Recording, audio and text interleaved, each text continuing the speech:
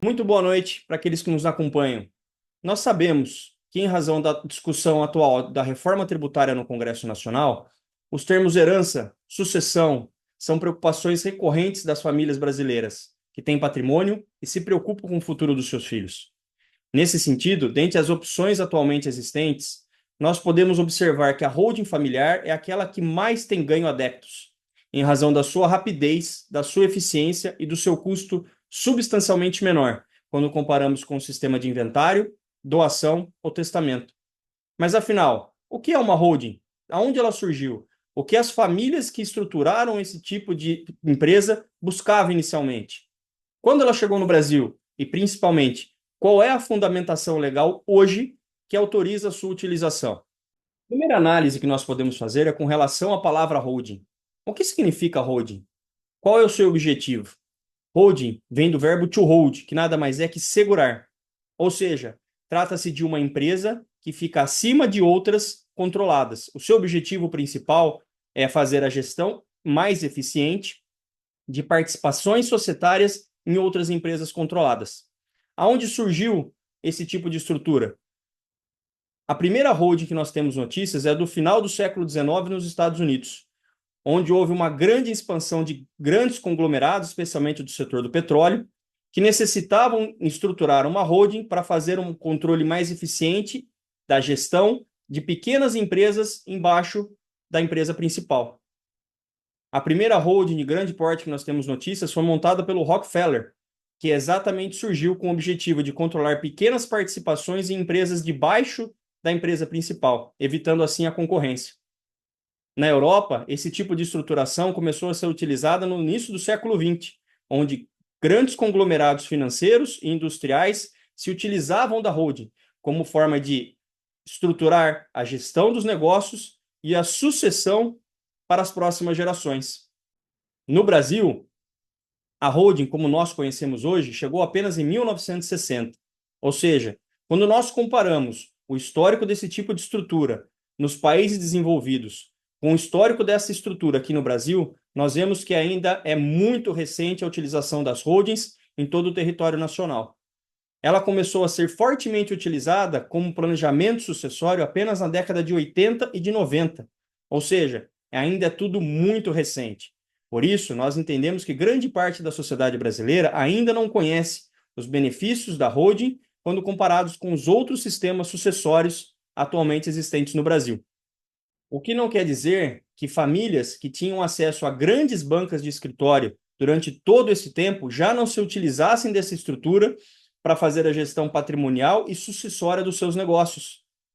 Nós podemos citar exemplos recentes, como o caso da família do Silvio Santos, que estruturou ainda em vida a gestão patrimonial e dos seus negócios, para que não houvesse interrupção quando o patriarca não estivesse mais aqui. Ou seja, os negócios não param, independentemente de quem está sobre a sua gestão.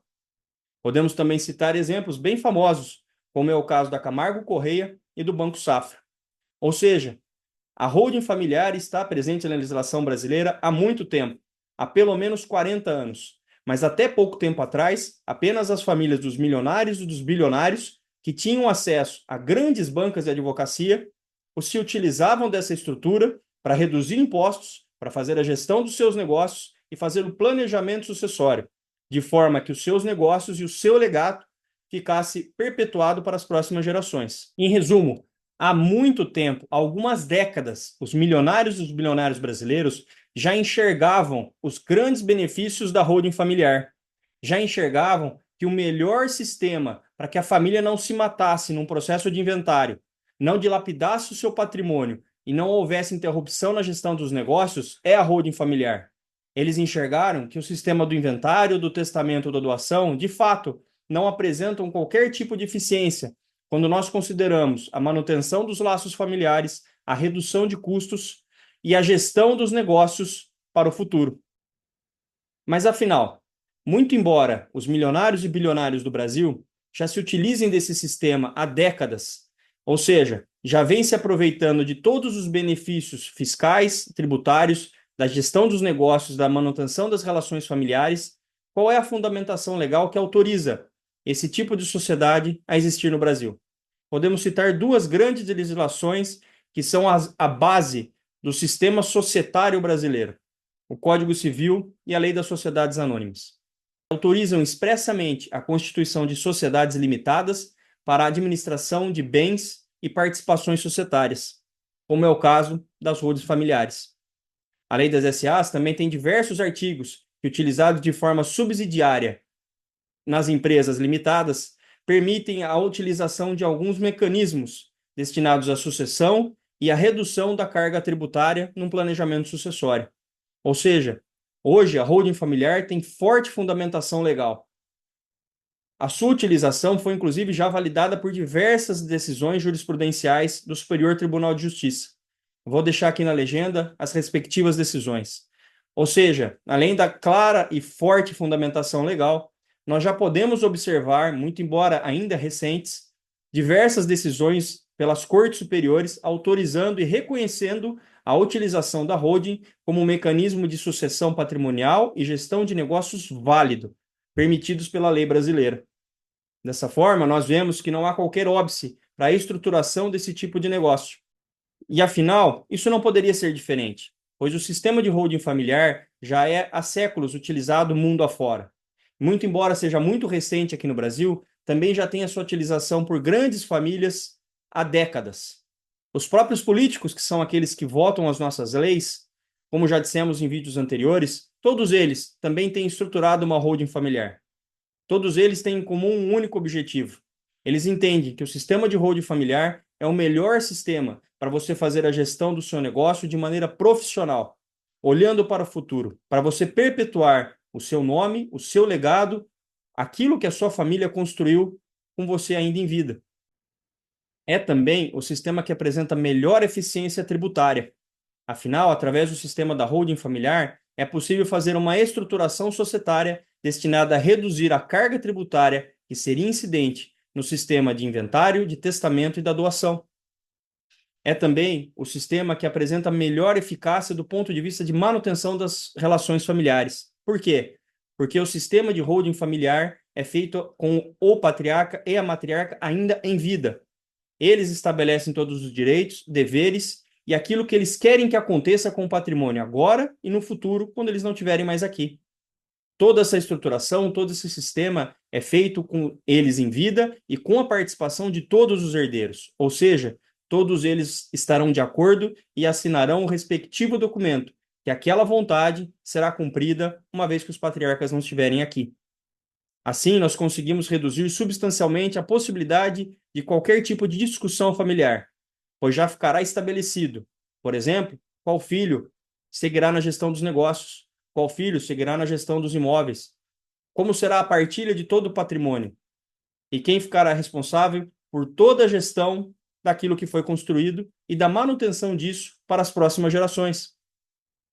Logo, o sistema de holding familiar, por todas as características, se mostra o mais eficiente em todos os aspectos que são analisados, quando comparamos com o testamento, com o inventário e com a doação. Ou seja, por todo o histórico analisado, desde o início da holding, fora do Brasil, nos Estados Unidos, depois pela utilização desse sistema na Europa, e depois pela chegada desse sistema no Brasil e a utilização até tempos recentes, nós podemos ver que aquelas famílias que mais tinham a perder, todas elas estruturaram a gestão dos seus negócios e a sua gestão sucessória através do sistema da holding familiar. Dessa forma, eles conseguiram a perpetuação dos seus negócios, a redução da carga tributária e a manutenção da relação familiar. Tudo isso é de vital importância para a perpetuidade não só do nome da empresa, mas do legado do patriarca e que a matriarca criaram juntos. Fazemos, contudo, algumas ressalvas. Um planejamento patrimonial familiar eficaz deve ser feito de maneira personalizada para cada família. Deve considerar as suas peculiaridades, o seu histórico familiar, a sua árvore genealógica e, principalmente, quais são os objetivos, quais são os valores, o que importa para aquela família e o que eles querem passar de legado para as próximas gerações. Não existe um planejamento patrimonial familiar idêntico ao outro, porque cada família tem as suas vontades, os seus desejos individuais. E isso sempre deve ser considerado nesse tipo de planejamento. Nós sempre dizemos, não se deve buscar apenas a redução tributária. Esse não é o objetivo principal no planejamento, mas sim a manutenção do legado, dos valores e dos princípios do pai e da mãe. A manutenção das relações familiares, para que os herdeiros não se matem num processo de inventário, não rompam essas relações familiares em razão do patrimônio que o pai e a mãe levaram uma vida para construir. Afinal, não faz sentido que o patrimônio construído durante uma vida de trabalho seja o motivo da separação e do término das relações familiares dos herdeiros. Por tudo isso, é sempre importante que você procure um profissional qualificado para atender especificamente a sua família e que faça algo individualizado, considerando os seus valores, os seus objetivos e a perpetuação do seu legado, dos seus negócios e principalmente a perpetuação das relações da sua família, que no final é o que mais importa para quem busca esse tipo de planejamento.